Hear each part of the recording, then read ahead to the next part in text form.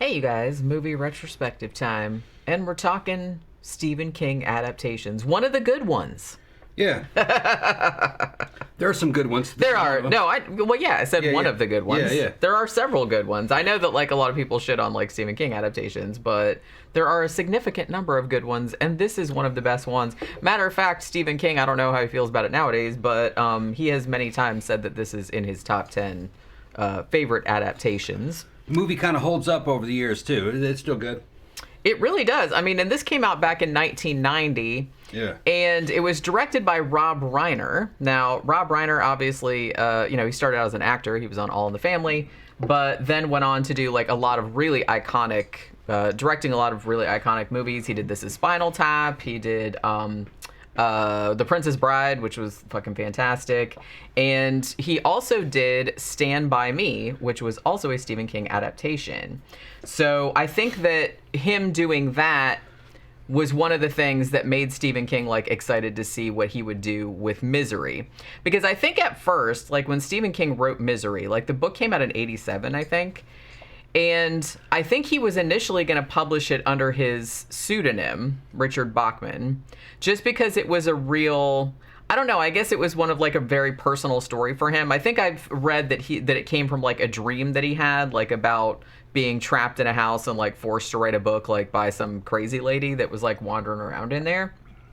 So I kind of feel like that's why. Now, this movie is kind of the same as the book, but I will say in the book, the writer, Paul Sheldon, is a lot less sympathetic, and the character of Annie Wilkes is much, much, much crazier. So it's just, like, it's a lot more violent, like, a lot more fucked up shit happens, but the whole of the book pretty much takes place inside the house and inside Paul Sheldon's head, whereas the movie kind of made the wise decision, because it's a movie and not a book, of kind of expanding the world out a little bit, although it is, like, still pretty claustrophobic, you know? Yeah.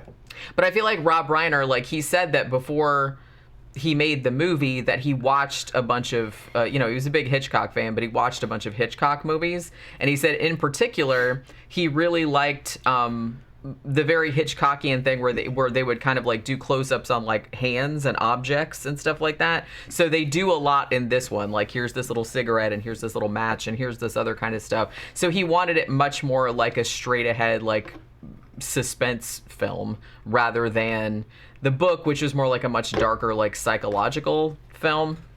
So so this came out in 1990. Fun fact, this is, as far as I know, the only Stephen King adaptation to have ever won an Oscar, and that Oscar went to Kathy Bates, who played Annie Wilkes. And this was actually her first major role. She started out as a stage actress, I believe, and this was, like, the first major role that she was in. I think the first people that they asked to do that role were Angelica Houston, which might have been good, and Bette Midler. Which, that might have worked out. I don't know. No. Bette Midler later said she was sad that she hadn't taken it because she thought it would have been a lot of fun. No, this is the casting was correct in this case. This woman, she's perfect in this. Yeah, she fits the role real well. She's a weird looking woman physically, in a way. I don't want to say that in a weird way, because what I mean by weird is that she's stocky and kind of meaty. She's not fat, but she kind of looks physically strong, like a woman that's worked. And she can go from fucking real frightening looking in her face, and then real sweet and angelic, and pretty actually. And she can do it in the fucking drop of a dime. You know what I mean? It's like, damn. So she could just seem real angelic and then get real demonic and then go back to being angelic and innocent. She's fucking creepy. Real creepy. I think that's one of the things that made her one of the iconic movie villains, is just because she came off so much. I mean, she comes off very, like, sheltered, and she's, they clearly portray her, like, maybe more so in the movie than the book, but they kind of, like, portray her as very, like, religious, very golly gee, aw shucks kind of person. 1950s. Yeah, very, like I said, very sheltered, she doesn't swear and anything like that. So, and she comes across as just, like she's never been out of this little town, and she's playing Patty Duke, kind of. A little bit. you know, Duke, and then she goes satanic, and then goes back to fucking Patty Duke, which there was some weird duality in Patty Duke too, what happened to her, but kind of some parallels there in a certain way where I don't know. She wasn't an abuser though; she was abused, but she sells this role. She sells this character. You believe it. You're like, and like I said, I kind of feel like this is how, this was her first major role and she got an Oscar for it. So I think that this is really what kind of, she was in another Stephen King movie later on. She was in Dolores Claiborne. She was also great in that. And, then she didn't get typecast in horror because she was in a lot of different kind of movies. But, nowadays she's on American Horror Story. So she's she was some of the, I don't know. I haven't seen some of the later seasons, so I don't know if she's still on there. But she was on there for a little while, but this was kind of where it started. And I think that, like I said, she really kind of sells that duality where you could totally buy at first. You're just like, oh, thank goodness, this woman saved me and she happened to be a nurse and everything like that. But then slowly, James Caan's character, starts to realize he's like, oh no, I'm up shit creek, because she is clearly crazy. Yeah. And the implication too, and I like that they didn't really spell this out, but when he escapes from his room that one time and finds her scrapbook, they imply in there, well, it's not implied, it's if you look, they pretty much shows it, but it's she started, she's a serial killer. We'll say that right now, but it looks like she started real early. Because it says her dad, she has a thing that her dad got killed when she was still a kid. I think he fell down the stairs or fell off a building or something. Pushed his ass down. So you're meant to kind of get that she did it. And then later on when she was in nursing school, the top student at the nursing school, she also fell down some stairs or fell off a building or something accidentally. So all the missing all the dead babies. Yeah, so you kind of get this idea about her husband. Yeah, she killed her husband as well, but she always gets off with it because she kind of makes it look like an accident. So it's almost kind of it's really interesting because they give her this kind of unspoken backstory where, she seems really nice and sweet and matronly, on the surface, but then, she will absolutely, if you're in her way or, you're doing something she doesn't like, she will absolutely, take you out and she will probably get away with it. She's one of those old school cases we've covered in other shows, one of those angel of death type serial killers. Yeah. It's kind of like Munchausen by proxy, kind of. But they tend to work in hospitals and they tend to kill patients, and that's what they do. And that's what she does on this too. It seems like she kills people. Well, it's implied that she killed people to get to the position of head nurse of the maternity ward, perhaps specifically for the purpose of killing the babies. Yeah, you said, over 200 of them in one place, wasn't it? I don't know if it was that many. No, I think it was a dozen or something like that. I thought they said 200. Okay. No, that. Yeah, she would be that would be real suspicious. Yeah. But she did get arrested, but then she got acquitted. You know what I mean? Yeah. So she still had this kind of but I don't know. She's just she was always able to get away with it because she always kind of operated with. Might have fucked my memory up because in one of those cases we covered before, that woman killed a couple hundred. Remember? Back in the late 1800s. Well, that was early 1900s. Well, that might have been Amelia Dyer. Yeah, I think that's what I was thinking of. I don't remember how many she killed, but yeah, it was a lot. But I think in the movie, I think it was only only. I think it was 9 or 12 or something. I'm getting it. Might be confused. The woman who was running the so-called adoption agency where they were giving up their babies and she was just tossing them in the Thames. Yeah, that's who that was. Yeah, she had a couple hundred of them. Yeah. I didn't remember, I thought we did a show about her, but I don't know if we did or not, because I remember, wanting to a show about her, but I don't know if we ever did. But so she's kind of a character like that, but I also want to go into, too, because I feel like this movie, I feel like everybody has either, seen the movie or read the book or both or something like that, but if you don't know, it's basically, the long and short of the plot is Paul Sheldon, he's a writer, he writes, these real cheesy romance novels, which he can't stand, but they make him, shit tons of money, but he's not really getting a lot of artistic, thing out of it. Novels, man. Yeah, it's just kind of it's not really what he wants to write. That's just how he makes money.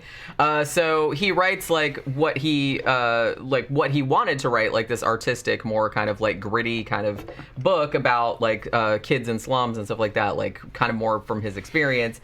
And he's taking it to his agent, Like, he stays at this cabin in Colorado, like, when he's writing. He's taken to his agent, he gets in a wreck, and Annie Wilkes pulls him out of the snow, pulls him out of the car, and it so happens that she's not only a nurse, but she's also his #1 fan. And even though at first she seems like, yeah, she actually sets his legs and, you know, she has all this medication, she has all the stuff and she feeds him and everything like that. But as the story goes on, it becomes clear that she's not going to let him leave. No, she got a whole nurse station at her house. Yeah, which I'm assuming she just like stole she stole shit from the because she She's had got like a all whole the pharmacy. drugs and all that stuff. Got a whole pharmacy. Handy. She didn't have a hospital bed, but she had wheelchairs and she had fucking IV bottles and fucking hypos, and she could set legs and shit. For just such occasions, you never know, like when somebody is just kind of like gonna come. Well, some people who are really into their professions, you know, they have things from their profession in their house, of course, but she was a sinister figure. She would steal shit. Yeah. Drugs and stuff to have a pharmacy at her house. Probably not to do stuff like this. It's just probably just pathological behavior of stealing things. Yeah. Just so she could have her power at her place. Because she didn't evidently do this regularly, you know. Well, yeah, it's like she wasn't planning on it. Yeah, well, the thing about it, because I can't remember, because it's been a while since I've read the book, but I think in the book and in the movie they kind of say this too, because you might think, well, it's like, wow, what a coincidence that she just happened to like find her favorite writer or something like that. It wasn't a coincidence. She lived around there and she knew that he had stayed in that hotel or that lodge or whatever when he was working on the book, so she stalked him. Because she knew he was there. But he never knew she was around. But then it so happened that she was following him when he got in the wreck, so she was right there. So she'd been, like, following him and stalking him for some time and, like, knew everything about him. So I kind of feel like, yeah, so she seems nice at first, but then she picks up the book the last Misery Chastain book that he wrote. And he's, like, so sick of writing that shit that he killed off the main character, right? And so, but then that book came out, and so she reads it.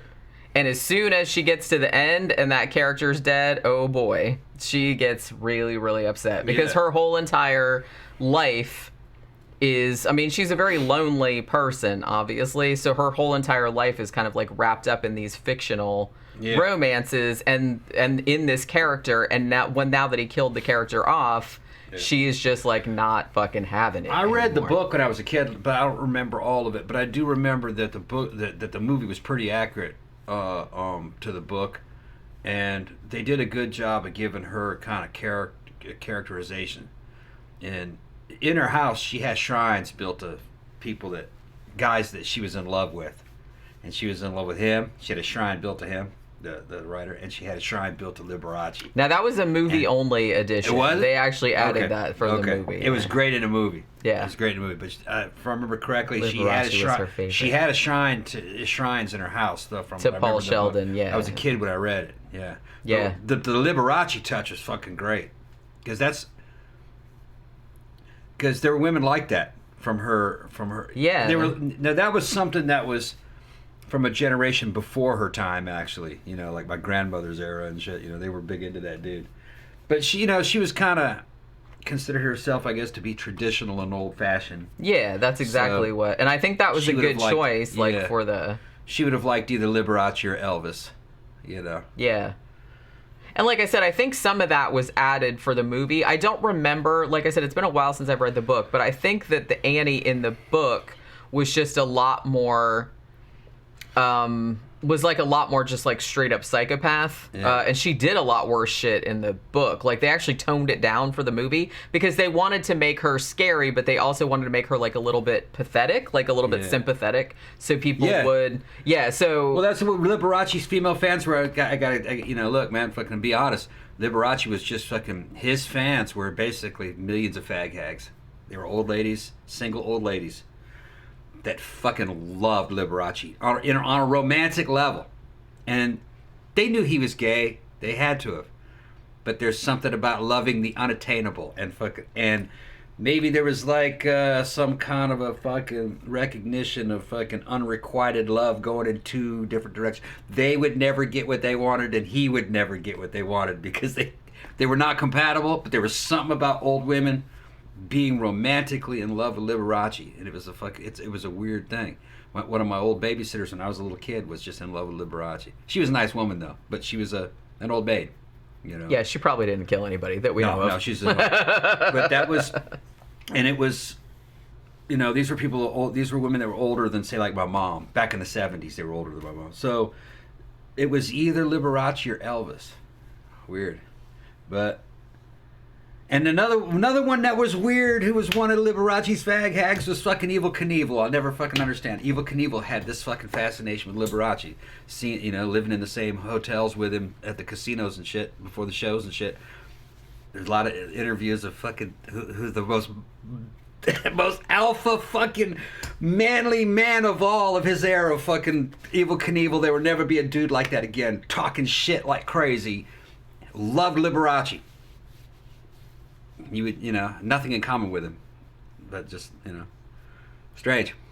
Well, like I said, I think that was, if I'm not mistaken, William Goldman, the guy that wrote the screenplay, like wrote the adaptation, who's also wrote the wonderful novel, The Princess Bride, and wrote the screen adaptation for that as well. I think that was his idea, like making her like Liberace, which, like I said, was like a perfect touch, like for her character, because she's exactly the type of woman that would be obsessed with romance novels and obsessed with a romance novel writer, and she would have kind of delusions that she was in love with him and that he could love her back. Now, when she seemed to have like some kind of like bipolar situation going on in the movie, because a lot of the times, you know, she was like talked about how she loved him and everything like that, but when she was in one of her down periods, she did seem to understand that it's like, you know, I know you don't love me back, and that's, you know, and so she kind of seemed to like be clued into the reality, but most of the time she was in denial most of the time. She was in denial most of the time. Yeah. But it was a great character. She did a great job. She you know, fucking, she deserved an Oscar for it. She definitely did. Like I said, she's very, very... And the thing I love, too, about her, and I think this is a little bit from the book, because I do remember some of the book, like, where she was real weird about swearing. And matter of fact, I think that was the first time in the movie where you saw the other side of her, because up until now she'd been like completely sweet and like she was taking care of him and he was like appreciating it and everything like that. But then when she read his other book that wasn't like the misery book and it was just all full of swearing and stuff like that, she was basically like, you know, this isn't the way people talk and all this other kind of stuff. Because like I said, she's lived in a small town all her life presumably, and she doesn't know like how other people live, I guess. So she's just talking about, so then she just goes off on this big fucking rant about, you know, you think I go to the feed store and say, hey, there's that bitchly cow, or so. She like has like all these really funny like swear words. Yeah, it was great though. Yeah, the movie and so was the book, especially when you grew up on the edges of this era. People weren't dumb back then, but a lot of people were very sheltered. There was no social media or internet. Everything, the environment was highly controlled through television and mass media that was heavily censored in the United States. People were very low information. And if you lived out in the middle of nowhere, or if you were kind of on the edges of society, you could have a really distorted view of the way reality was.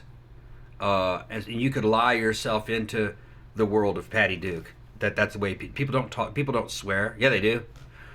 And then I think with this character, because she's not really like that inwardly, she thinks of herself of even worse than what she is. So she's spiraling out of control, you know. Because really, she's a monster. Yeah. Kind of self-created partially. But she's in denial that she's a monster. Yeah. But then there's also something kind of sad about her. You know what I mean? You kind of feel bad about it. Yeah, and I think that's more... Because like I said, in the book, you don't really feel sorry for her. Because she comes across much more like as a psycho in the novel, and she does way worse shit. Matter of fact, in the book, she actually... You know the very famous hobbling scene... from the movie, which is horrific. I mean, it was just like so great the way it was like shot and everything, like the way it's framed was just so great. And it's just like, if you've seen it, like it made like a huge impact. But in the book, she actually cuts his foot off. Yeah. And then cauterizes it. Yeah. And they were gonna do that like William Goldman, who wrote the screenplay, is like, oh my God, we should totally do that. But then they were like, maybe we shouldn't, because it would make her less sympathetic. Like, it would make her more of a monster, because they wanted her to be a monster, but they also wanted her to be kind of pitiful, and for the audience to kind of feel a little bit bad for her. Yeah, they leave it open. They left it open in the book, too, if I remember correctly, though, too. Something must have happened to her when she was real young that sent her down this path of being a psychopath and killing people, and it didn't make her better, it made her worse. But she was trying to be, on the surface, a normal person. You know, something must have happened to her. Wasn't working out. Yeah, and, you know, the movie kind of implies that, well, the first one she killed was maybe her father. There might have been some abuse there. So she had to fight to get herself out of that situation, and which sent her down a path of constantly fighting to get what she wanted. And then by the time you see her, and then evidently fucking marriage didn't work out, you know, because by then she was already kind of fucked up. And then maybe the dude did something that pissed her off, and she's just like, boop. Well, the dude probably was going to leave. Yeah. You know, you're fucking crazy, bitch. I'm getting out of here. And, I'll push you off a building if you call me crazy. So when you meet her in the book and in the movie, she's a middle-aged woman living by herself, and she's, I think, retired, right? Is she retired, or is she just can't? Yeah, I'm guessing she's retired. And well, she's I don't know, because I guess she had gone to. She was exonerated. They said that the trial was in Denver. Right. So, because it does take place in Colorado, but it's kind of like up in the mountains, like kind of out in the middle of nowhere. Yeah, whatever it is, her career's over. It was ruined. And she has no prospects for fucking future relationships or romance with dudes, you know. The average woman, if you actually look at the statistics, after 40 is basically invisible. It just, by the way the mating process works between males and females. So a woman's lucky to get attention way into her 50s, and almost rarely into her 60s. So she's a has-been living in the past, you know, and this is her last chance for something kind of like love. But it's only going to come out of the pages of this book from this writer that she's infatuated with, too. She kind of loves him, too, but he'll never love her back, you know what I mean? He could get a much younger woman, you know, fucking, who's not crazy, you know, fucking just... So she's a sad character. Yeah. You know? And they kind of make it known that, you know, she's got no future, especially from her point of view. You know, she's never going to get what she wants. Yeah, and well, like I said, so they made her a little bit more sympathetic. But I will say too that Paul Sheldon, the writer character, he's not really all that sympathetic in the book either. He's a tough ass motherfucker. You know what I mean? So they actually made him more sympathetic. Now, interestingly, James Caan was not one of the first actors they asked to do this. Actually, they asked a whole panoply of actors to do it, and most of them didn't want to do it, I guess because the role is very static. I mean, pretty much the whole thing, you're having to like lay in a bed in one room. Yeah. And I think a lot of people didn't really want to do that because they thought it was too passive a role, or they wouldn't be able to act that much or anything like that. But honestly, I'm really glad that James Caan got it, because he does so much. His facial expressions in this are everything. Yeah. I mean, they're so good. He does good. Caan was an old-time actor. Okay. He'd been around for a long time. Real famous for kind of like gangster and police type. Yeah, movies. Tough guy kind of tough guy stuff. So he's perfect in it. This is kind of like, in his generation, it would have been the equivalent of saying having like Sylvester Stallone or somebody like that playing this role. And he pulls it off, man. He does a good job. He's normally a tough guy, but he's in a position of weakness. Okay? If he could get out of bed, he could crush this woman's head. All right? But he's helpless. He's got to try to think his way out of this situation.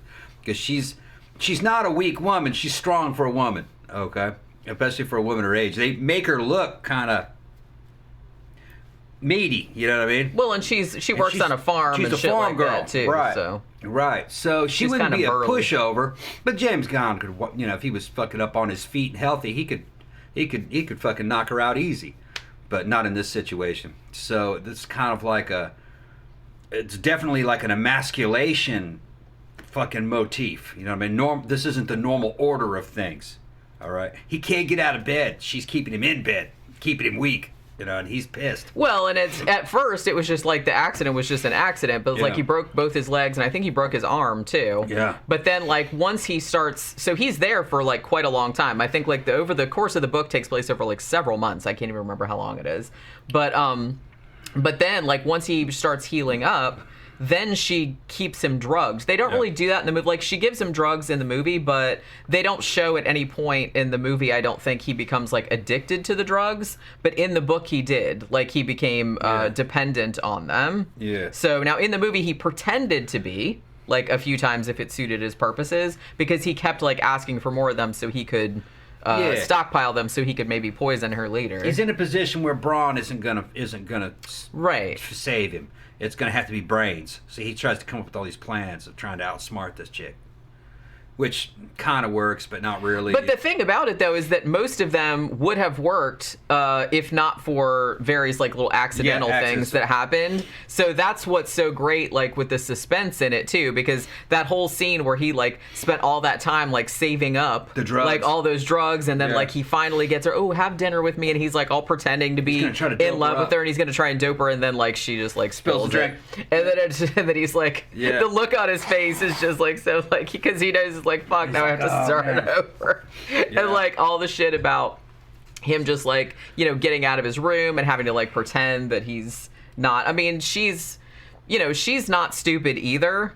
So she knows that he's been out, and she kind of like for a little while sort of strings him along and makes him think that she doesn't know about it.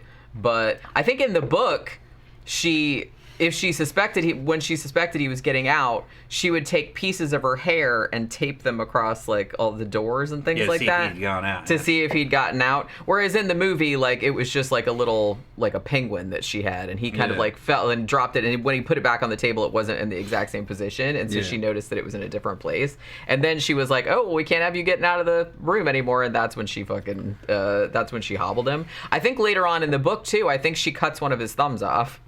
It's been a long time since I read. Yeah, I think she cuts one of his thumbs off, like, after, like, he won't tell her how the book ends, because that's what happens. Like, she is so pissed that he killed off Misery, her favorite character, that she basically makes him burn the book that he wrote, you know, the non-Misery one, and then says, now you have to, like, write a book bringing Misery back from the dead.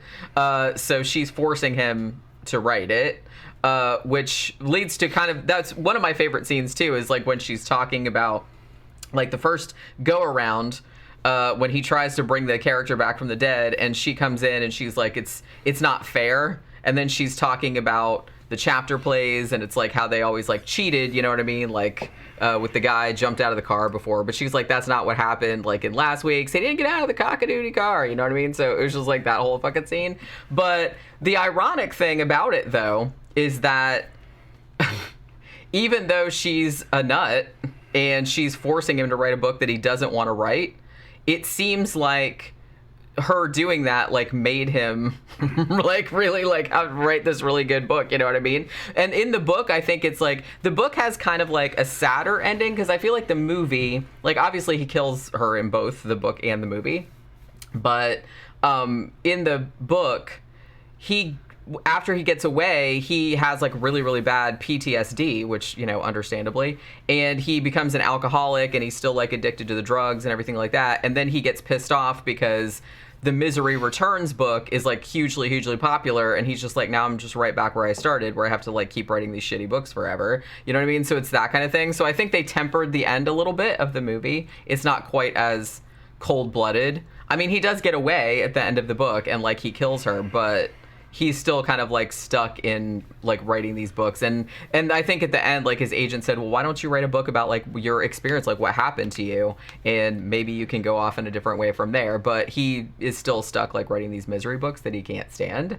So in a way, like, the movie kind of like made it a little bit happier for him, although it does kind of show that he has some kind of PTSD, because he's in the restaurant and he sees a woman that and he thinks it's her and shit like that. But I don't know, this was just, I think of all, this isn't my favorite Stephen King adaptation, but it's definitely up there. I think it's probably up there in the top 5. I mean, I still can't believe that this is the only one that won an Oscar. Like I said, Kathy Bates won an Oscar for it. So Shawshank Redemption didn't win any Oscars? How can that be? I haven't seen that in so long. Man, Shawshank Redemption is awesome. I remember liking it. That's an awesome, awesome movie. And honestly, if we're gonna, there's been like I said, a lot of good Stephen King adaptations. I'm gonna say probably Shawshank Redemption was the best one, but I don't know. It's kind of, I don't know. There was a lot of good ones, but I just can't believe. I'm pretty sure that was nominated for an Oscar, but I can't believe it didn't win. Was that the year that fucking Forrest Gump won? I think it might have been around that time. Yeah, maybe that's why. What's weird about it is that's why everybody was mad at Forrest Gump. being Generation X, when you say Stephen King adaptation, I think of the shitty ones. That's what I remember. And I forget about how many good ones there were. Yeah, there were when you probably start, better good ones than there were more good ones than there were bad ones. That's what I mean, and I kind of feel like that. It's weird because, and I don't know why that is, because I kind of have the same thing too. Yeah. And you think that I wouldn't have that because I've read most of his books and seen pretty much all the adaptations, and you'd think that most people, when you say Stephen King adaptations, like most people just like roll their eyes oh Jesus Christ. But then when you start thinking, oh, let's think of good ones, you can think of a fuck ton of good ones. And like you said, there's probably more good ones than shitty ones. Or at least like decent ones. Yeah. I'm not saying they're all like masterpieces, but there's a lot of really good ones. Yeah, I think our opinion, our eye rolling, came about around the time of Maximum Overdrive and the Langoliers around that time. Probably. Where they were like, and it just kind of tainted the whole. Yeah. But there's been like so many good ones. Like I said, there's this one. There's Stand By Me, which is also Rob Reiner. Even The Dark Half was good. It was thinner.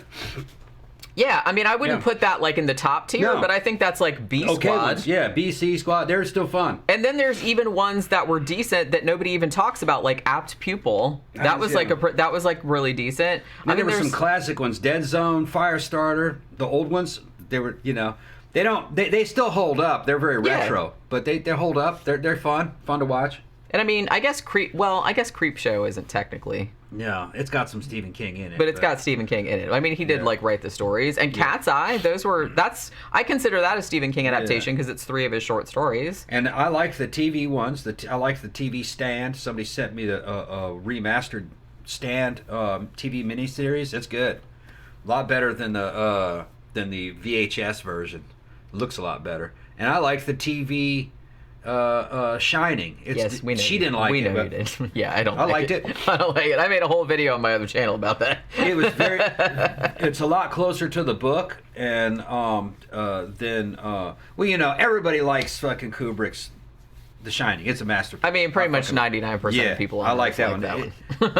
It's better artistically, but for a TV miniseries, if you don't have time to read the book, you can just watch the TV miniseries. It's pretty close to the book. It follows the general storyline follows it. I think exactly. I can't really think of anything where it departed. Not offhand. I'd like to see that again. Actually, is it as badass as fucking Kubrick? No, but it's closer to the book. Yeah, like you said, if you had to do a book report and didn't have time to read the actual book, then that one would be. Yeah, don't watch the Stanley Kubrick one because you'll never understand. Because you'll get an F. You'll never understand. You'll never understand what that book was about by watching Kubrick's movie. Even though Kubrick's movie was really the way to go when it comes to making a movie, but making a TV miniseries. I think went on for. I think it was like probably 6 hours. I think, maybe 3. Because I can't remember how long each episode was. I thought they were little 2-hour episodes, hour-and-a-half episodes. I think there were 3 of them, but it's been so long. No, the TV miniseries was exactly like it, but it drove people crazy. It sucks, but yeah, that's what it said in the book. And yeah, but like I said, that doesn't always work. Doesn't translate too well to the screen. It doesn't translate. Some things don't. Some things work out a lot better. Yeah. You know what I mean? Like, right. Let's, going in for another Stephen King example, I didn't mind the book Dreamcatcher, but the movie was fucking stupid. Yeah. Alien worms that come out your butt, you can't put that in a movie and expect to be taken seriously. No. I'm sorry, you can't. Like ass weasels or whatever the fuck they were.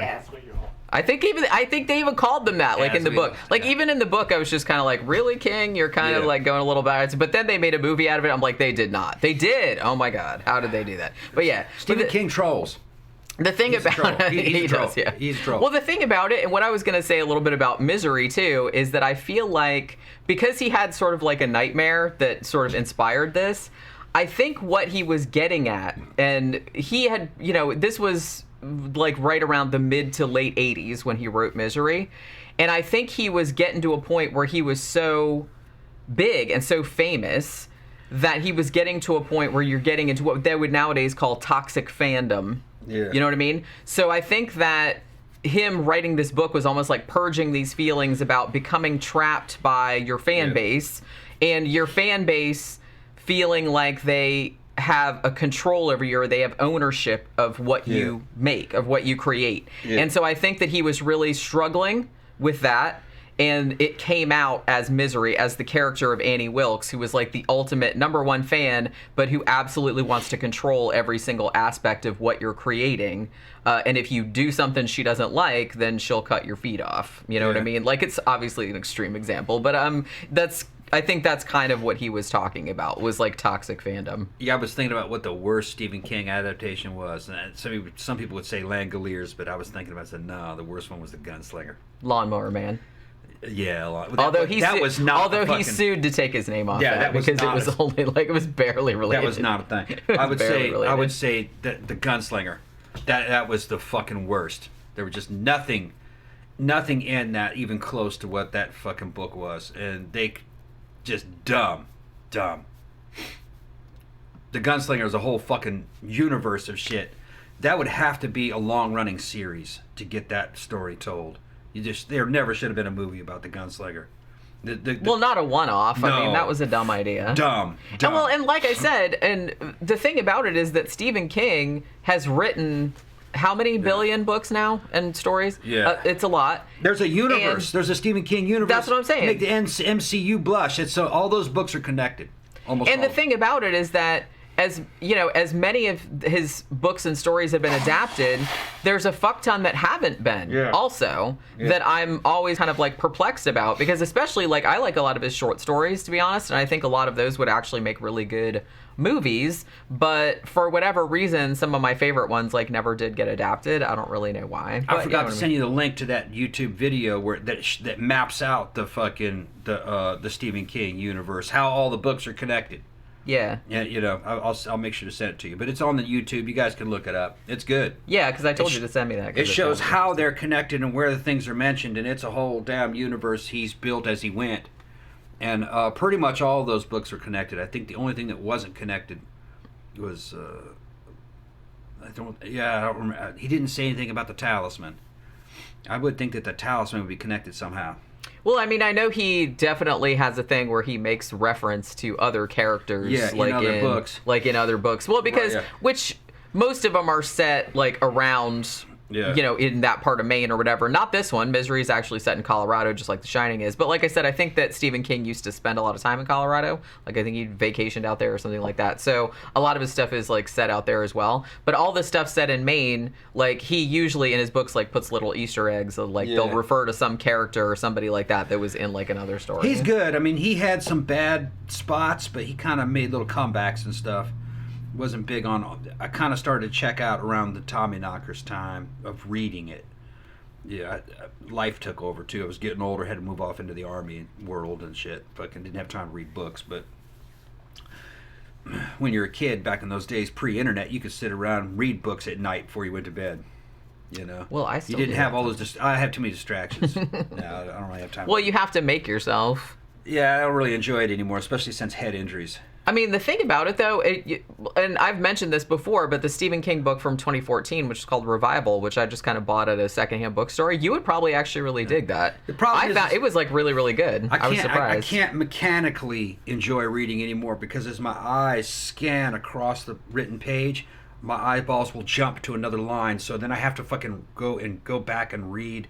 I end up reading the same sentences 2 or 3 times over. It's real frustrating, and it's. I can read, it's just that I can't control where my eyeballs are landing on the page. It's hard for me to track across, and it makes me jump back up to the top just because of the fucking frontal head injuries.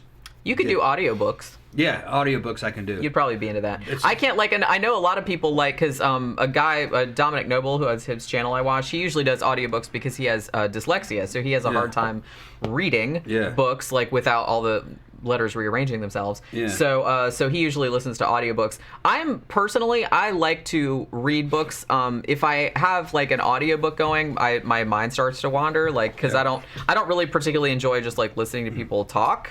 And I know like a lot of people do like podcasts and stuff, but I don't usually listen to those because I just start thinking about other stuff and I'm not listening to the person anymore. I noticed tune them that out. if the print is bigger, my eyes can track the lines. Well, that's why they make those big. Yeah, so I'd have to get like fucking super old man books. Like the old man book. It's just fucking, you know what I mean? There's like one word on every page. It's like this. But after my accident, I fucking just got so frustrated. It got better over the years, you know, but it took about 10 years for it to, but it's still just, every now and then I just get in this frustrating loop of reading the same fucking line over and over again, and you can't pull my eye off of it. It's just something that happened to me.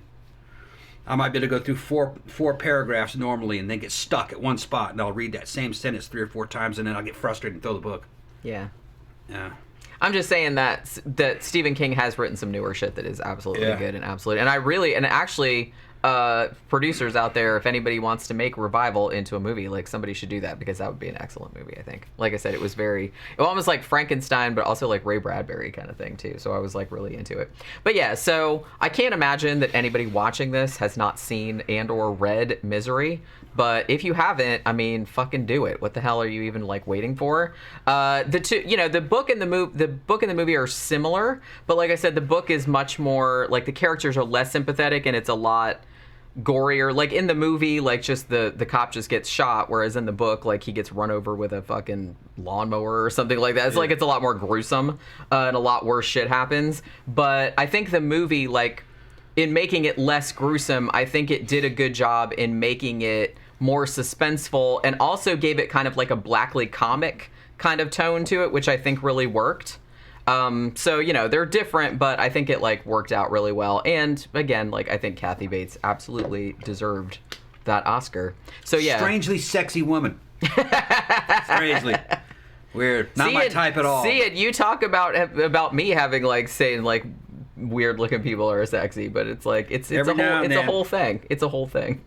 Yeah. You can't explain it. Don't try to explain it. It's like it's definitely okay. Not my type. But there's just something strangely magnetic about that woman. Well, evidently a lot of people thought that, because she gets work like all the time. Yeah. Because she's a great actress too. I mean, I have to say. But yeah. So at the moment, Misery, we'd watched it on Shudder. Shudder just added a fuck ton of Stephen King adaptations, the good ones like Cat's Eye, and I think they added Needful Things and Salem's Lot and a bunch of other ones. But I'm sure it's like streaming other places too, because it's, you know, one of those classic movies. I really recommend Salem's Lot. Yeah, that's also on there too. It was made for TV. The TV really made for TV one, but yeah, it's really good. Yeah, it's definitely. It makes a very long movie, but it's good. It's good. Vampire movie. I'm surprised they haven't redone that one, or have they? Yeah, they did another version of it that kind of flopped. It was supposed to be closer to the book, evidently, but it just no. There's part of Salem's Lot is the way they made Mr. Barlow look. He looked like Nosferatu. Yeah, which I think he doesn't say anything, but he said stuff in the book. But because they changed it, it actually makes it better on screen. Yeah, definitely. Barlow didn't say anything, just pointed like that, and he had his fucking servant doing it all. What was his name, Mr. Manfred or whatever his name was, or I don't know. British guy. I don't know. James Mason was playing. Yeah. He had him talking for him. Yeah. Well, you know, if you're a vampire, you're like, I'm too cool to talk. Yeah. You know what I mean? All right. So yeah, go watch Misery if you haven't seen it, or, you know, talk about it in the comments. Whatever. Discuss among yourselves, and we will see you guys on the next movie retrospective. Bye.